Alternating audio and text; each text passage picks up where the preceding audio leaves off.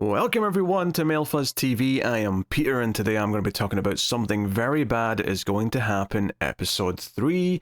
Spoilers for the episode as always, and this is a Patreon sponsored review, so thank you very much to Alison for making the pick.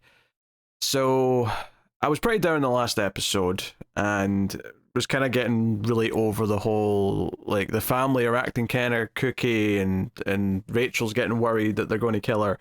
This episode starts with her literally buying a cake that says, "I'm sorry, I thought you were going to kill me." Which, hey, to be fair, I was mildly amused towards the end of the episode when she cut out a piece, and the piece she cut out just said, "kill me." I thought that was quite funny. Not subtle per se, I almost called it subtle. It's not subtle, but it's amusing. It's an amusing choice that they made there. But, yeah, this episode's very different in a lot of ways, because it kind of, like, don't get me wrong, she's still clashing with the family somewhat, but it's a little bit more like, okay, we're over the tension of them maybe being the bad guys, kind of, and she's trying to fit in a little bit better. She's trying to get involved in the wedding plans, even though Portia, the uptight sister of Nikki's, kind of controlling everything. But the horror element in this episode, it kind of comes from a very different place. It ties more into the ending of last episode with the man standing outside. And here we get like a few POV shots as if someone's walking through the house, right? There's kind of a sort of blurred kind of POV shot. And this was like so close to like people like walking into the, you know, like it was like just outside like someone's door or something, and it was already like daylight, so it was so kind of like easy to, or close to them at certain points, that I was starting to think it was some kind of supernatural thing, like it was a ghost or something, just purely because I'm like, well, if this was just a regular person, I feel like they would easily be caught or noticed in some way. But by the end of the episode, when he does kind of attack and we get to see him for the first time, it does seem to be someone. And I've not looked... Oh no, it's not. So I was just checking who the actor is that played, which they've credited as the intruder in the IMDb cast list. For a second I thought it looked like Larry Fessenden, who's like a B horror movie like actor and director who pops up in a lot of stuff. I thought they might have got him. They didn't, but it looked like a bit like him the first time you see him later in the episode. But was it an improvement? Because I was pretty down on the first two, particularly the second episode. I was really kind of sick of the show's shtick at that point. I mean, I guess it's a little better because it's doing something different. I wouldn't say that it really has won me over in any way, and I still find most of the family kind of just unlikable in a way that's not very engaging, where I'm just kind of annoyed every time the brother Jules starts acting like a dick, or Portia starts doing her uptight thing. Like, I feel like Portia's supposed to be funny, and she has that one funny moment last episode. For all the shit I gave it, she has that one moment last episode where she's like, you know, we could have all been naked. Oh, gross, why are you thinking about it? Like, that was such a weird out there thing. And the title of this episode, "I Will Set You on Fire," is a reference to it. That's a line she has in this episode, which I think is supposed to be another, oh, she's so over the top and extra with how kind of like shallow she is, you know. When Rachel dares asks like, oh, what about the vegetarian option at the wedding, she just turns and says, "I will set you on fire," as if, don't you dare bother me with such frivolous crap. We do not care about vegetarians in this family. I didn't think that one was just funny, right? Like I got what they were going for. It didn't amuse me very much. There's like all throughout the episode, like she's planning stuff and she's talking about the flowers, and Rachel's like, "Oh, these look great," and then Portia's like, "Oh no, these are the fake ones. Like the real ones come on the day off, so they're fresh." And Rachel's like, "Well, why don't we just use these? They already look good." And she's like, "We need real flowers, Rachel. You don't want it to look like the waiting room of a hospital or whatever." And I'm like, oh my god, like I would strangle this woman. I really would. But yeah, so she's doing her shtick. Jules is still being a dick, which is mostly contained to one scene, but it's a fairly lengthy scene in this episode. He's with his wife, whose name is Nell, and they're clearly very unhappy. It is finally brought up that Nell did once date Nikki, so that maybe has like a point of contention there, and Jules kind of brings it up about, oh, you should have married the other one if you wanted nice. And I'm not even entirely sure what he's implying when he's lying in the bath and she's like trying to say, nice is good sometimes, and he's like, oh, you don't want nice, right? That's why you're with me. And he's like, go on, say it. And then he's like, say it or drown me. And she kind of shoves his head at his request, but it's kind of like a borderline kind of, I don't know, sexual dominance thing where she's sort of holding his head underwater. But this is when Rachel kind of stumbles into the room and gets all apologetic about walking in. And again, Jules is very risque where he gets out the bath and puts a towel around him when both his wife and Rachel are there. It's weirdly kind of suggestive, and at the very least he's making some kind of power play or something, or showing off. Hard to say, but like regardless, he's very much still Jules. He's still got that same kind of cocky, I don't care attitude about him, which is the total opposite of Portia, who cares far too much about everything. And then Nell just seems like she's so done with her husband's shit that she's just kind of miserable all the time. So yeah, everyone's super happy in this show. And of course the parents, the mum's dying, no one's spending time with her, so she's pissed about that. The dad's getting a dog because he's doing his taxidermy, and that was pretty gross. Did not necessarily love seeing that, if I'm honest. So that's going on. I guess the big drama point, other than Rachel trying to integrate herself, is that Nicky is like wanting to find like a neurosurgeon. He's wanting to try and save his mother, and doesn't like that she's accepted that she's going to die, and thinks that that's the tumor messing with her head, and he's got all these like aspirations of trying to save her. And when he's arguing with the dad about it, the dad's like, no, we made that choice together as a married couple. That's how marriage works. I'm respecting my wife's wishes. That's why I'm not looking for doctors. She doesn't want to spend whatever time she's got left. They're trying to fix it. She's accepted that she's dying, and she wants to go out kind of on her own terms peacefully. And it's like, so they're arguing about this, and effectively Rachel comes to this weird, it's not a weird conclusion, but a conclusion in this weird scenario is really what I mean to say, which is that the family are kind of treating this wedding as kind of a living funeral where the mother's still around, but none of them have really accepted that she's actually going to die, and it's maybe causing a lot of extra tension. Everyone's more high-strung than they perhaps should be, and given that she is studying psychology, she's not a therapist, she points that out repeatedly, she does kind of suggest, hey, can I call a family meeting? Am I allowed to do that yet? Am I enough of a family member to do that? And she insists on a meeting, an intervention of sorts, where she gets everyone together and effectively says that, hey, this is causing so much tension around the wedding that I'm not even sure we should have it if this is how things are going to be. And Portia jumps in with, well, are you threatening to cancel the wedding? You can't do that. And I'm like, it's her wedding. There's two people who can definitely cancel this wedding, and she is one of them. But yeah, she makes it about, you can't cancel that. We've put in all this effort and blah, blah, blah. And she's like, no, I'm not making an ultimatum. I am simply saying that if this is the mood going into it, it's going to be a disaster.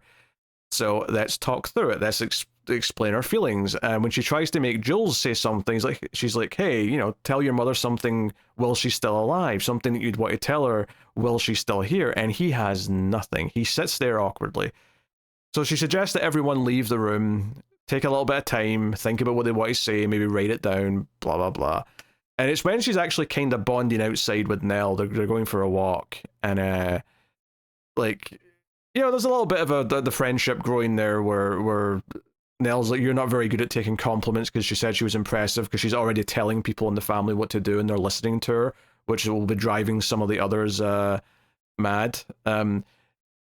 And Rachel kind of gives her a compliment saying, oh, I was expecting you to kind of be the evil bitch because you used to date Nicky, but you're not.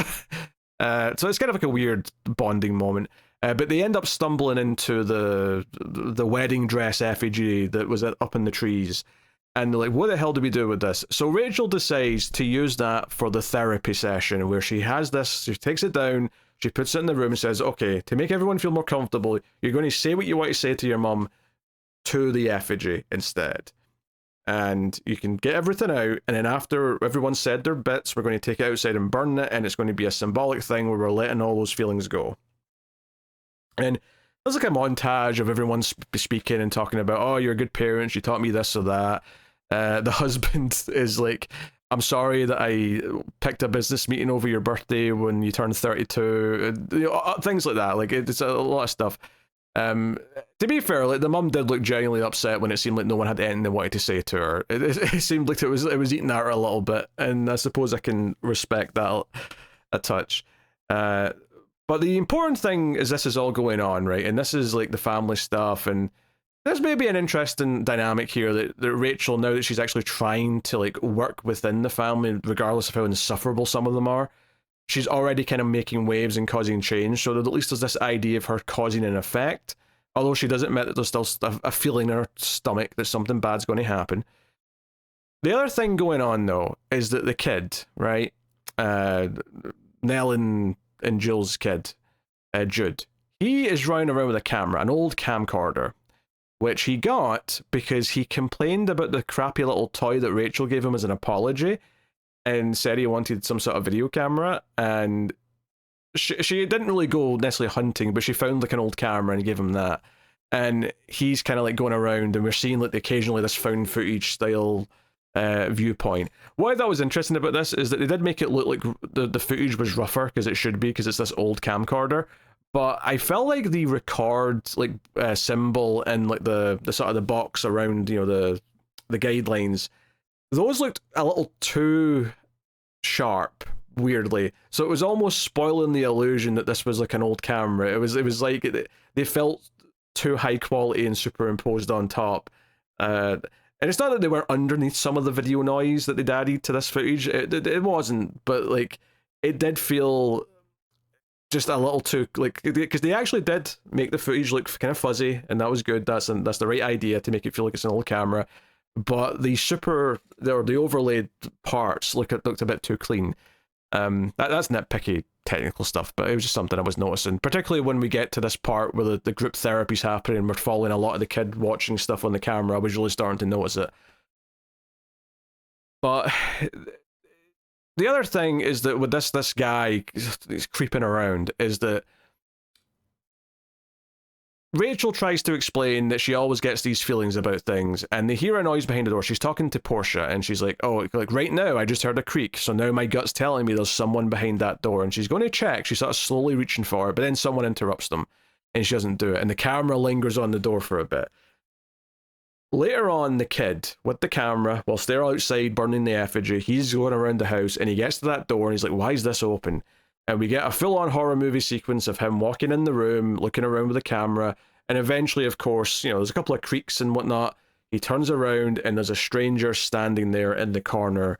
And it's funny, because earlier on, when Portia was complaining to the flower guys about the arrangements and the makeshift kind of altar not looking that great, she was being critical. She said out loud, this is a wedding, not the Blair Witch Project, or something. She referenced the Blair Witch Project in a disparaging way. And I couldn't help but feel like that was almost an intentional foreshadowing of this reveal in a video camera of someone being in the house. So, did something happen to the kid? I actually have no idea. I mean, people seem to go to bed without knowing or worrying about him, so I don't know, did the kid tell them anything? Has he been kidnapped and no one's noticed he's missing? Because that doesn't look good on his parents if not noticed. Maybe they thought he's already gone to bed. We'll worry about him in the morning. You know, and then they find out they've left him in New York, as Home Alone 2 taught us. But the end of the episode is that Rachel gets grabbed by this guy, kind of I don't know if he chloroforms her exactly, maybe just chokes her out, but he, you know, comes up behind her and grabs her. So there has been a physical attack by a stranger in the house. And that's the end of the episode. So there's not so much to say about it, kind of like the effect it's going to have.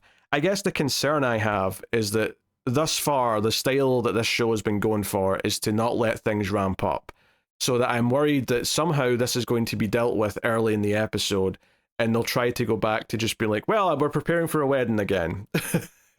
We're going to just let this go. And like, hey, Rachel, do you still want to get married? Oh, I don't know if we should. It's like, everything keeps going wrong. Maybe this is a sign we shouldn't. And then Nicky will be, no, I want to marry you. Let's get married, or whatever. I don't know. But I don't know, something tells me that this is not going to be like, this is the plot now for the season. Given the way that it kind of dropped, the family's planning something and she's scared of them, and that does seem to, at least for now, be on the back burner, if it even is a thing at all. I feel like this weird, like, breaking in and kind of like attempted kidnap, if not a successful kidnapping, and we'll see how far he gets with her next episode, is kind of like, I don't know, just the next thing, but it's not the season-long endgame, right? Because if this was the season-long story, this might be about, oh, she's been kidnapped and she's going to be trapped somewhere and they're looking for her, and that's going to be multiple episodes building up till she finally escapes in the last episode. I don't think that's what this is. Something about it doesn't feel like that to me. This doesn't feel like, oh, this is where it really starts. This, to me, just feels like the next thing. And I don't know, like, so there's two options here, right? Is that either someone intervenes before she can be taken too far, right? So it's not like an endgame scenario, and they chase the guy off, or they grab him, police come and get him, whatever the case is, and it's like, oh crap, that happened.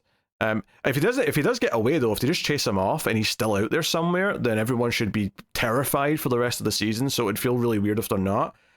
And then the other possibility is that this is not what it looks like, and it turns out to either be a prank, which would be psychotic and would be irritating to no end, or, I mean, there was a joke early on that Jules said that he fantasizes every day about hiring a hitman to kill Nell, and he's trying, it's like, it's presented as if he's joking, but I'm wondering in hindsight, like, is this like one of his friends and he's got the wrong woman? This is supposed to scare Nell, and he set this up for her. Like, I'm almost worried that it's going to try and do the same thing it did before, which is, here's the plausible explanation for why this isn't actually the horror movie stuff yet, and it's just, no, this was an innocent prank that was taken incorrectly. And I'm like, what are you talking? Like, he choked her out. Now, admittedly, I don't know if they're going to do that. I'm just worried they're going to do that based on how they kind of dealt with everything up until this point, with the mother's dying and that's why people are acting weird, and this and this. And like, I'm concerned that they're going to try and kind of hand wave this away in some way. If they do that, then my faith in anything this show does going forward will be absolutely shattered, because now they'll have done it twice. And while eventually it will be near the end of the season and they'll have to actually do something for real, it will just mean that, oh, we're just going to do fake outs up until that point. So I'm concerned. I'm concerned about how this is going to be handled. And that's primarily just based on everything they did in the first two episodes, setting up what my expectations are for going forward. And if I'm wrong, if this is really just what the rest of the story is going to be about, this is the inciting incident that leads us into everything else, where it's all about this guy having kidnapped Rachel, or trying to and failing, but then he keeps coming back for more, then how do we still do the countdown to the wedding? Surely at that point the wedding's definitely not happening, and this is more of a siege situation now. But I feel like next episode it really is going to want to have come up saying 2 days till I do, and then the third episode after that, 1 day till I do, because every episode's had that, and I cannot see them not doing it, and it feels weird to suggest there's still going to be a wedding if that's what we're doing, so I doubt it. So anyway, to get back to just sort of general thoughts, because I've basically described most of the important stuff, I think. I don't know how I feel about it, honestly, at this point. Like, I'm clearly not super enthusiastic about it, and I don't like most of the characters. I guess that's point number one. There's 2 points, really, but still. The tease of what might be happening instead now is maybe a little more interesting. I mean, don't get me wrong, I'm happy we're past the, all the family are acting up and trying to, like, do something. Now they're just kind of unlikable, as opposed to actually doing it. Like, I don't know. I guess the idea that she's affecting some kind of change, like Nell points out, that they're actually listening to her and maybe things are happening differently because she's around, is maybe the most interesting thing about her interacting with the family that's happened so far, is that she's having some kind of an effect. But I don't know what to make of that from the perspective of this being a horror show thus far. The horror stuff has been lukewarm at best, and this episode didn't exactly, fill me with much. It almost just kind of feels like we've moved on to a different type of horror with, someone might be in the house, and you know exactly when he's going to show up. He's going to show up on this camera. That's why we've given the kid a camera, so we can have that moment. So, I don't know. lukewarm, I guess. Tepid. I'm not as angry as I was last episode, so it is technically an improvement. I'm just not that enthusiastic about it yet either, so we'll see. We'll see. That's the third episode of Something Very Bad Is Going to Happen. Maybe that was also their like, it's not just the title of the show, it's more of a warning about how you're going to feel each episode. Something very bad happened. But that's the show. That's the episode. Thank you for joining me. Let me know what you thought of this episode in the comments. Like and subscribe, all that stuff helps out a bunch if you do. And of course you can support everything over at patreon.com/MailFuzzTV and get some bonuses for your trouble. But thank you very much for joining me. Thanks to everyone who already does support us. It really does make a difference. And I'll see you guys next time. Keep watching TV. Have you got any vanilla?